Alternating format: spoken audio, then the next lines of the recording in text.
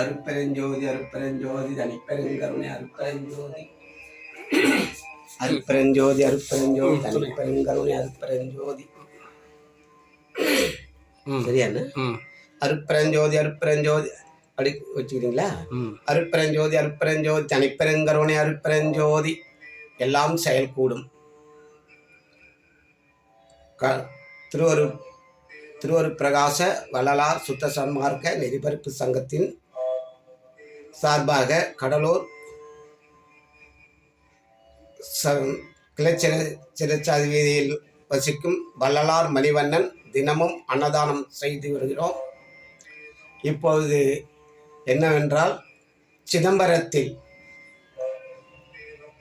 நமக்கு ஆணிப்பொன்னம்பல காட்சி ஆரூரா தரிசனம் ஆணிப்பொன்னம்பல காட்சி 2/7/2025 புதன்கிழமை அன்று தரிசனத்துக்கு வருகிறது. அதுக்கு முதல் நாள் தேர் வெள்ளோட்டம் விடும். அடுத்தது தரிசனத்தை நடராஜர் ஆடுவதை காட்டுவாங்க. எதுக்காக அது இன்னைக்கு ஆணி திருமஞ்சம் அப்படின்பதுக்கு எல்லா ஐயர் வீட்லேயும் அந்த ஆணி திருமஞ்சாண்டி திருவாதிரை நட்சத்திரம் ஒருவாய் கிடைக்குமோ களி அப்படின்னு சொல்லுவாங்க. திருவாதிரை நட்சத்திரத்தில் ஒருவாய் கிடைக்குமோ களி. அந்த திருவாதிரை நட்சத்திர களி என்றால் அரிசியை வறுத்து ரவை போல் இடித்து வெள்ளப்பாவு காய்ச்சி அதில் கண்டி பூசணிக்காய் சாம்பார் ஊற்றி சாப்பிடுவார்கள். அன்ற மாதிரி அந்த இறைவனுக்கு கொடுப்பதாக அர்த்தம் அவங்க பிராமிஸ் செய்வாங்க. அதுபோல் நாம் சன்மார்க்கத்தில் பெருமான் கொடுத்துருக்கிற ஒரு சொத்து 6ஆம் திருமுறை. 6ஆம் திருமுறையிலே ஆணிப்பொன்னம்பல காட்சி நமக்கு கொடுத்துருக்கார். எல்லா சன்மார்க்கிகளும் நாளைக்கும் நாளன்னைக்கு 1-2 2 நாளும் ஆணிப்பொன்னம்பல காட்சி தான் படிக்கணும். ஆணிப்பொன்னம்பல காட்சினா எப்படிங்க? நம்ம ஞான சபையில் 7 கதவு இருக்குது. 8வது கதவு தான் ஞான கதவு. 7 கதவும் 7 உலகம். அதுக்குத்தான் ஞான சபையை பொதுவான நிலையாக வச்சுருக்க. நீங்கள் நம்ம எல்லாரும் ஜோதி காட்டின்னு உட்காந்துருக்கோம். ஜோதி காட்டவில்லை, நம்மளுக்கு மூளை வளர்ச்சி அறிவு வளர்ச்சிக்காக கொண்டு வந்த ஞான சபை. 7 கதவு. 7 கதவுனுடைய நிலை என்னங்க? ஜன்னலுடைய நிலை கிம்புருடர், பைசாசர், எட்சகர், இப்படி போன்ற 4 உலகம். 4 பேர் இவங்களுக்கு பெருமானுக்கெல்லாம் எங்களுக்கு கை கட்டி பணி செய்கிறார்.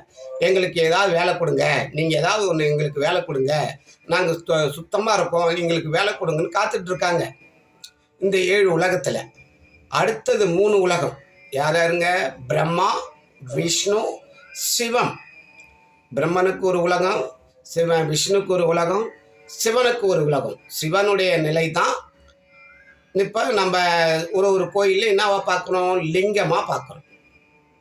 அதுதான் இப்போ பொதுவாக சொல்கிறது முண்டம் சொல்லுவோம். முண்டம் அப்படின்னா அந்த அருவங்கள் இல்லாத ஒரு நிலை. அந்த இடத்துல அதுக்கு பெரியவங்க ஞானிகள் என்ன சொல்லுவாங்க? முட்டாள்னு சொல்லுவாங்க.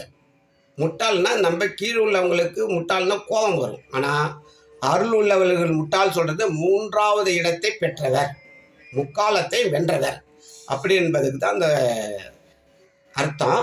அதுக்கு தான் லிங்கத்தினுடைய அமைப்பு என்னன்னா, மேலே பானம், கீழே பீடம். அந்த பீடத்தில் நம்மளுடைய வலது விழி மூல அந்த பானத்தின் கீழே கண் திறக்கும். அந்த கண் திறந்தால் நமக்கு தாமரை போல் இந்த கபாலம் விரியும். இந்த கபாலம் விரிந்து அந்த பிரபஞ்சமாக மாறும். இந்த பிரபஞ்சத்தில் ஒரு பூ பூக்கும். அந்த பூவில் அந்த வாசல் திறந்து ஒளி கதவு திறக்கும், ஒளிக்கண் திறக்கும். ஒளி அந்த பீடம் பானம் எப்படிங்க? ஒளியாக மாறிடும். ஒளியாக மாறினதும் ஒரு நடராஜர் நடனம் ஆடுவார்.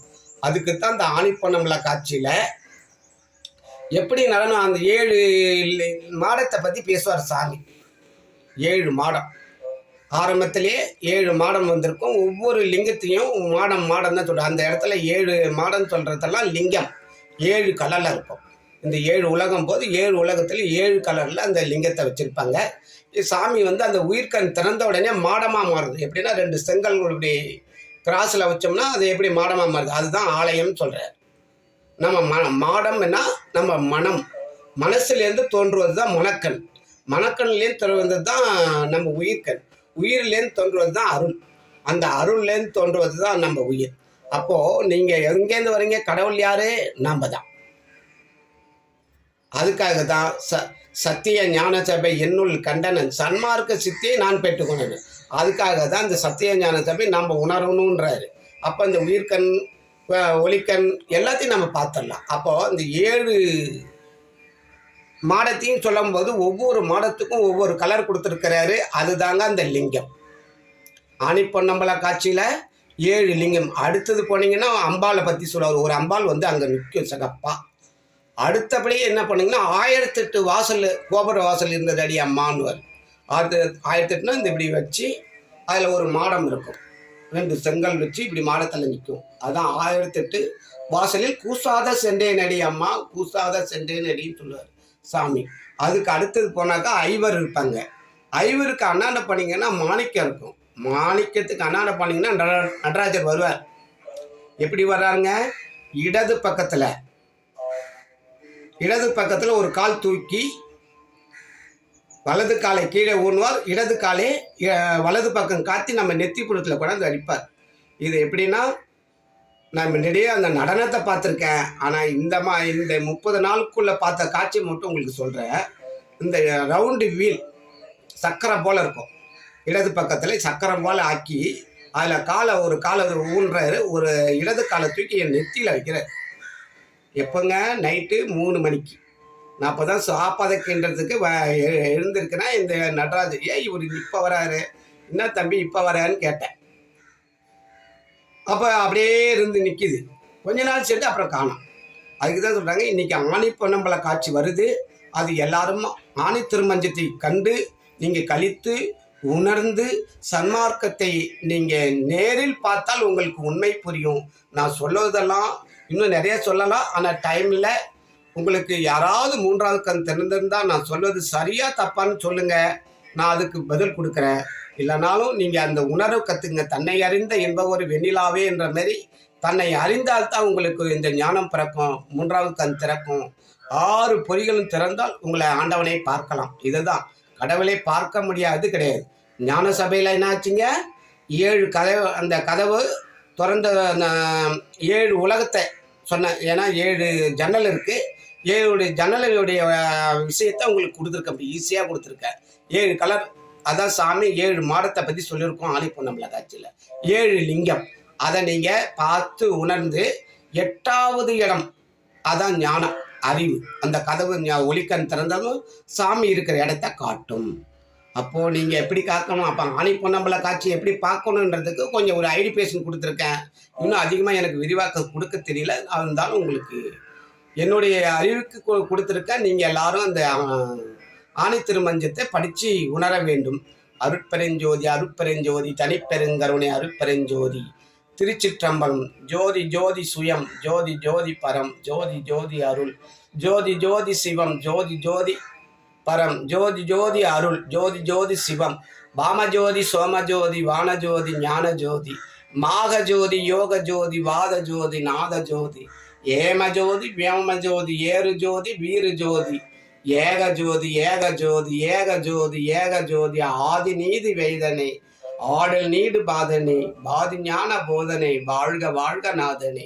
அருட்பெருஞ்சோதி ஆண்டவரே, உங்கள் திருவடி பாதத்துக்கு எல்லாம் அனைத்து சன்மார்க்கம் அன்பு உள்ளங்களுக்கும் பாதத்துக்கும் என் அன்பை செலுத்தி எல்லாரும் உணர்ந்து ஓதாமல் உணர்ந்தோம் சொல்கிற மாரி இந்த ஞானக்கண் பாருங்க உங்ககிட்ட சொல்லிக்கிட்டே இருக்க, அந்த காட்சியை நான் பார்த்துக்கிட்டே இருக்கேன்.